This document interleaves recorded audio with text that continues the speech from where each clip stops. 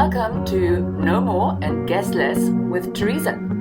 So Schnookies, we are finishing off with the relevance of persuasive communication for contemporary South African societies. And I don't like ending off with very heavy and negative content, but we are living in a society with a lot of inequality. We are living in a society with freedoms actually taken away from people. So we want to actually have a look what persuasion means in the South African context, especially when it comes to the media.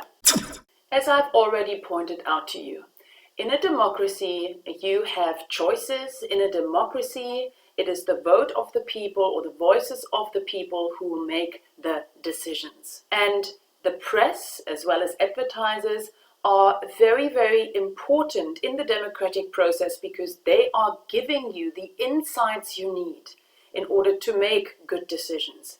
A democracy where people decide without quality information is not a good democracy. You need insight for you to form a voice. You need information in order to come up with good decisions.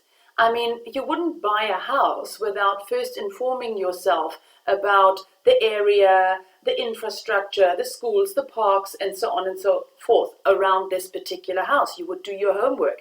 The same happens in democracy. You have to do your homework, and the media help you with your homework. The media tell you what the politicians are all about and what they're doing. The media tell you what the parties are up to, if they are actually doing the things that they've promised. And they also tell you if there's something sinister or weird going on. The social circumstances in South Africa are so that we have many, many different cultural groupings. And sometimes these groupings feel attacked by what the press and what the media are saying.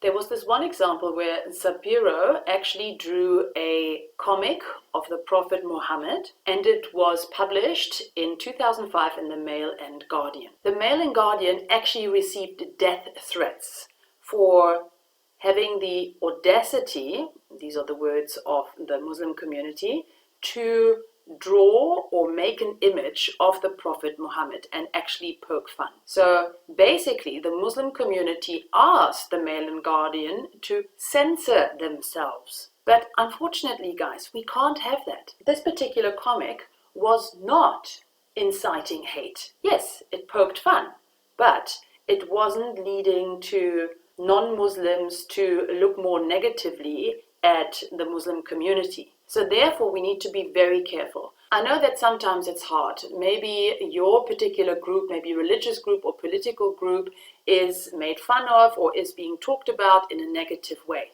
But we need to preserve the freedom of the press in our country. Because if we're starting with censorship, we're going down the same slippery slope that we were taking during apartheid, where also things were censored, where also any kind of uprisings, any kind of non-apartheid messages were repressed.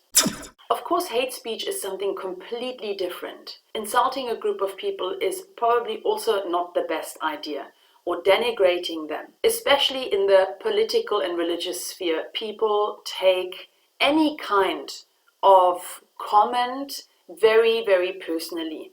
And even though I understand the sentiment, we have to let our press do what they do. And that means they have to shed light on all the voices in our democracy. So what we want is not censorship or classification. We want to have balance. And as much as the press is responsible to create that balance, you as a citizen, you also need to be balanced in your interpretation of news and in your interpretation of persuasive messages. You need to be active in transforming the information that is given to you into your decision-making basis. Some people actually talk about the press as the fourth estate. Remember, we've said that in a democracy, we have a division of power between the executive, the legislature, and the judiciary. The power is further divided by giving the press the power to watch the decision makers. We're giving the press the power to say if there's something wrong in our executive field.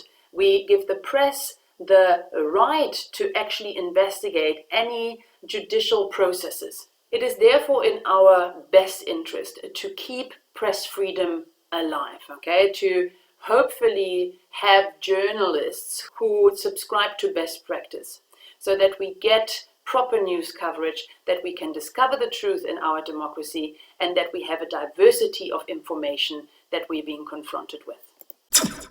So freedom of the press is one very hot topic for the South African context, but of course inequalities are another really, really hot topic. We know that there is no equality in opportunities. We know that there is no equality in front of the law. And we also know that not everybody can practice their political equality either. So it is about bridging these inequalities that we are seeing in our beautiful country in order to make South Africa a better place. We need to do better in applying democracy in our very divided country.